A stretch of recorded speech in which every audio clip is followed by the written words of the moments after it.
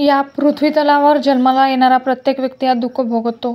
या जगात दुःख नाही असा एकही व्यक्ती सापडणार नाही.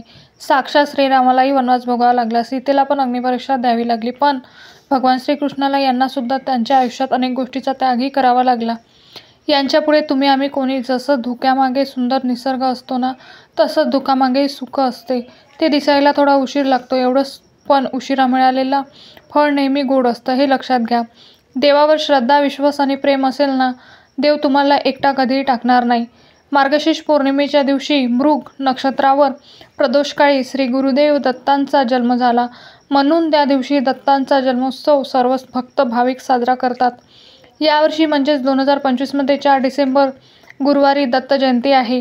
या दिवशी दत्ताची मनोभावे उपासना केल्याने दत्त तत्वाचा अधिकाधिक लाभ मिळण्यास सहाय्यक होते. ब्रह्मा, विष्णू आणि महेश या त्रिदेवाचे स्थान सर्वोच्च परी आहेत. या तिन्ही देवांचे अंश रूप म्हणजेच भगवान श्री गुरुदेव दत्त. मार्गशीर्ष महिन्याच्या पौर्णिमेला दत्तव्रत व दत्तदर्शन केल्याने भक्तांच्या सर्व मनोरथ पूर्ण होतात. पूर्वीच्या भूतलावर स्थूल व सूक्ष्म रूपात असुरी शक्ती मोठ्या प्रमाणात वाढल्या होत्या. त्यांना दैव म्हटलं जातं. असे देवगणात असुरी शक्तीचा नष्ट करण्यासाठी केलेले प्रयत्न असफल झाले. तेव्हा ब्रह्मदेवाच्या आदेशानुसार वेगवेगळ्या ठिकाणी वेगवेगळ्या रूपात दत्त देवतेला अवतार घ्यावा लागला. त्यानंतर दैत्य नष्ट झाले आणि तो दिवस म्हणजे दत्त जयंती म्हणून साजरा केला जातो. दत्त जयंतीला दत्ततत्व हे पृथ्वीतलावर नेहमीच्या तुलनेत 1,00,000 पटीने कार्यरत असते. या दिवशी दत्ताची मनोभावे उपासना केल्याने दत्त तत्वाचे जास्तीत जास्त लाभ हे मिळतात असते आणि म्हणून आपल्याला दत्त जयंतीपर्यंत गुरुचरित्रातील हा एक अध्याय रोज वाचायचा आहे. हा अध्याय वाचल्याने दत्तगुरूंचा तुम्हाला भरभरून आशीर्वाद प्राप्त होईल. जे तुमच्या नशिबात नाही तेही तुम्हाला स्वामी देतील. तर असा कोणता अध्याय आपल्याला दत्त जयंतीपर्यंत वाचायचा आहे, कोणते नियम पाळायचे आहे, अशी संपूर्ण माहिती आपण आजच्या या व्हिडिओमध्ये पाहणार आहोत. यामुळे तुम्ही हा व्हिडिओ शेवटपर्यंत नक्की पहा आणि चॅनलवरती नवीन असाल तर सबस्क्राईब करा आणि व्हिडिओला एक लाईक करून जर तुम्हालाही श्री गुरुदेव दत्तांचा खूप आशीर्वाद तुमच्यावर आणि तुमच्या कुटुंबावर सदैव राहावा असं वाटत असेल तर कमेंटमध्ये श्री गुरुदेव दत्त किंवा श्री स्वामी समर्थ असे नक्की लिहा. तर पहा, व्यक्तीने जन्माला येऊन आयुष्यात एकदा तरी श्री गुरुचरित्र या पवित्र ग्रंथाचे पठण करायलाचे पाहिजे.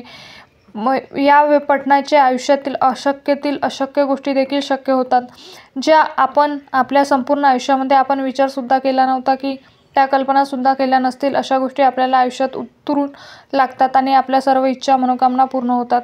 आपल्या जीवनातील सर्व अडचणी संकटे दूर होतात. गरिबी हे पूर्णतः नष्ट होते. परंतु प्रत्येकाला हे पठण करणे शक्य होत नाही. बऱ्याच वेळा आपल्याला घरातील कामे असतात, ऑफिसची कामे असतात आणि यामुळे आपल्याला या ग्रंथाचे पठण करणं शक्य होत नाही. गुरुचरित्र या पवित्र ग्रंथाचा पठण केल्याने जीवनातील अनेक अडचणी दूर होतात. या ग्रंथाचे पारायण केल्याने एखाद्या गंभीर संकटातून बाहेर पडण्याचा मार्ग सापडतो, अशी मान्यता आहे.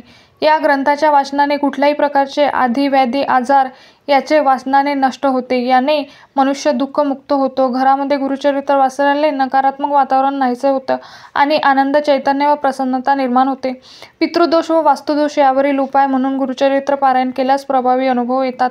विशिष्ट समस्यावर जसे की लग्न, शिक्षण, करिअर, आरोग्य याबाबत येणाऱ्या अडचणीवर गुरुचरित्र पारायण केल्यास सकारात्मक अनुभव येतो.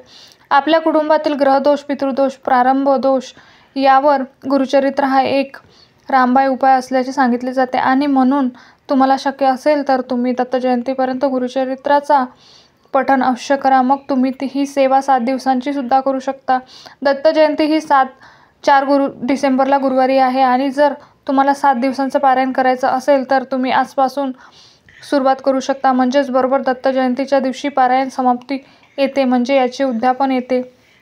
आता ज्यांना गुरुचरित्राचा हा ग्रंथ पठण करणे शक्य नसेल, यांनी पारायण करणे शक्य नसेल तर तुम्ही दत्त जयंतीपर्यंत गुरुचरित्रातील हा एक अध्याय रोज वाचा. हा अध्याय वाचल्याने तुमच्या मनातील कितीही कठीणातली कठीण इच्छा ही पूर्ण होईल. आपल्याला दत्त जयंतीपर्यंत गुरुचरित्रातील 9वा अध्याय जो आहे तर याचा आपल्याला पठण करायचं आहे. गुरुचरित्राच्या या 9व्या अध्यायामध्ये सांगितलेले आहे की जो पण व्यक्ती नित्यनेमाने या गुरुचरित्रातील 9व्या अध्यायाचं पठण करेल त्यांच्या सर्व इच्छा मनोकामना पूर्ण होतील. या अध्यायाच्या पठणाने जीवनातील सर्व अडचणी दूर होतात. जर तुमच्याही जीवनामध्ये काही दुःख असेल, संकट असेल, तुमचं जीवन हे तुम्हाला नकोसं झालं असेल, तर तुम्ही फक्त दत्त जयंतीनिमित्त गुरुचरित्रातील हा एक अध्याय वाचा. हा अध्याय वाचल्याने तुम्हाला प्रत्येक कामात यश मिळेल. तुमच्या सर्व इच्छा, मनोकामना पूर्ण होतील. आता तुम्ही ही सेवा 7 दिवसांची करू शकता किंवा 3 दिवसाची सुद्धा करू शकता.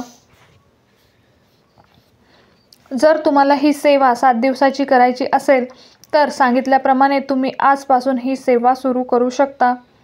आणि ज्यांना 3 दिवसाची ही सेवा करायची आहे अशांनी 1 डिसेंबरपासून ही सेवा सुरू करायची आहे.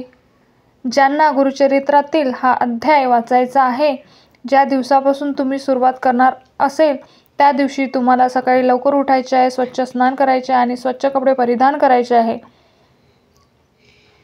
आपल्याला देवघरातील देवांची विधिवत पूजा अर्चना करून घ्यायची आहे. 1 नारळ घ्यायचा आहे, खडीसाखर घ्यायची आहे आणि अगरबत्ती घेऊन तुमच्या घराजवळ जिथे कुठे दत्त महाराजांचं मंदिर असेल, मठ असेल, स्वामीची केंद्र असेल, मठ असेल तर तिथे जाऊन तुम्हाला हा नारळ, खडीसाखर अर्पण करायचं आहे, अगरबत्ती लावायची आहे आणि तुमची जी काही इच्छा असेल, जी काही अडचणी असेल तर ज्यासाठी तुम्ही ही सेवा करत आहात तर तुम्हाला व्यक्त करायची आहे आणि तुम्हाला घरी यायचं आहे. आणि घरी आल्यानंतर लगेच तुम्हाला हा गुरुचरित्रातील 9वा अध्याय जो आहे तर तो वाचायचा आहे. आता तुमच्या घराजवळ मंदिर नाही तर मग काय करायचं, तर तुम्ही हा नारळ, खडीसाखर हा तुमच्याच देवघरामध्ये स्वामीपुढे ठेवला तरीही चालेल. स्वामी हे सुद्धा दुसरे तिसरे कुणी नसून एक दत्तांचाच अवतार मानला जातो आणि म्हणून अनेक जण दत्त जयंतीनिमित्त स्वामींचे सुद्धा अनेक सेवा केल्या जातात. जसे की स्वामीच्या नामाचा जप केला जातो, जसे की 11 माळी जप केला जातो, त्याचबरोबर तारक मंत्राचे पठण केले जाते, गुरुचरित्राचं पारायण केलं जातं, स्वामी चरित्राचं पारायण केलं जातं. तर या ज्या काही सेवा आहेत तर या दत्त जयंतीनिमित्त श्री स्वामी समर्थ यांच्याही केल्या जाते. पुढचा नियम असा आहे की जर तुम्ही गुरुचरित्राचं पारायण करणार असेल किंवा 1 अध्याय तुम्ही वाचणार असेल तर तुम्हाला कुणाच्याही घरचं अन्न जे आहे तर ते खायचं नाही किंवा बाहेर कुठेही हॉटेलमध्ये वगैरे अजिबात तुम्हाला खायचं नाही. म्हणजेच आपल्या घरचं अन्न सोडून बाहेर कुठेही तुम्हाला काही खायचं नाही. मनामध्ये एक सकारात्मक आणि चांगले विचार ठेवून तुम्हाला या अध्यायाचे पठण करायचे आहे. आता तुम्हाला जर गुरुचरित्रातील हा 1 अध्याय पठण करणं शक्य नसेल, अगदी तुमच्याकडे वेळच नाही, जी शाळेत जाणारी मुलं असतात त्यांनाही या ग्रंथाचं पठण करायचं असतं परंतु त्यांना शक्य होत नाही किंवा तुम्ही ऑफिसला जाता, घरातली कामं आहेत, लहान मुलं आहेत, तुम्हाला अगदी हा 1 अध्याय वाचायला सुद्धा वेळ नाही, तर तुम्हाला दिगंबरा दिगंबरा श्रीपादवल्लभ दिगंबरा या मंत्रांचा जप करायचा आहे. या मंत्राचा जप केल्याने आपल्याला गुरुचरित्र ग्रंथ वाचल्याचं पुण्य जे आहे तर ते प्राप्त होते आणि म्हणून तुम्ही हा 1 मंत्रसुद्धा म्हणू शकता. हा मंत्र मग तुम्ही ऑफिसमध्ये असेल तर तिथे बसून सुद्धा वेळ असेल तेव्हा मनातल्या मनात जप करू शकता किंवा घरी असेल तर आपल्या देवघरासमोर बसून तुम्ही 5 मिनिटे या मंत्राचा जप करू शकता. हा जप केल्याने संपूर्ण जीवन मंगल होते. कधी बाधा व सर्व रोग बाधा नाहीसे होतात. गुरुकृपाचे शमन होते व व्रताची पूर्वता होते. शारीरिक व्यंग्य नष्ट होतात आणि ज्ञानाची प्राप्ती होते. देवी कोप दूर होतो व विद्याप्राप्ती होते. पंचमहापदी सर्व पातके नाहीशी होतात. विवाह कार्य सुलभ होते. सर्व शुभकामना गुरुकृपेने पूर्ण होतात. नवस फळाला येतात. चोरीचा आळ हा दूर होतो. वास्तुदोष तसेच वेळ नाहीसे होते. संकटे दारिद्र्य निवारण होते. सर्व प्रकारच्या पोटाच्या व्याधी नाहीशा होत्या. संपत्तीचा लाभ होऊन दारिद्र्य नाहीसे होते. ज्ञान व गुरुकृपा यांचा लाभ होतो. भाग्यवृद्धी होते. सद्गुरूंचा लाभ होतो. वाईट कर्माचे दोषही दूर होतात. पतीवर येणारे विघ्न टळतात. धनप्राप्ती होते. योग्य मार्ग सापडतो. श्रद्धेला चांगलं फळ येते. संपूर्ण ग्रंथ वाचण्याचे फळ आपल्याला मिळते.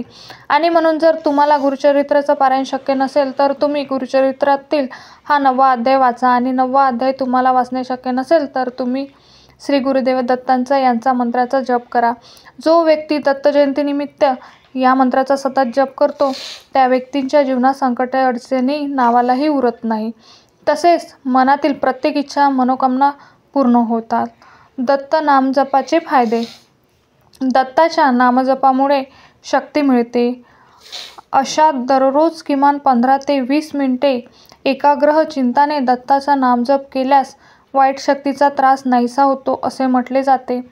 नामजप केल्याने पूर्वजांना गती मिळते आणि घरातील वातावरण आनंदी राहण्यास मदत होते. नामजप केल्याने लिंगदेहाचे जडत्व अल्प होतात आणि त्याला पुढे जाण्यास ऊर्जात्मक बळ मिळते. नामजप केल्याने देहाभोवती संरक्षण कवच निर्माण होते आणि त्याचे वाईट शक्तीच्या आक्रमकापासून रक्षण होते. नामजप केल्याने वासनात्मक आसक्ती अल्प होण्यास मदत होते आणि अल्प वेळात पृथ्वीमंडल भेदून पुढे जाणे शक्य होते. दत्ताचा नामजप केल्याने वायुमंडलात चैतन्य कणाची निर्मिती होते. दत्त म्हणजे ब्रह्मा विष्णू महेश यांच्या सगुण रूपाचे प्रत्यक्ष एकत्व.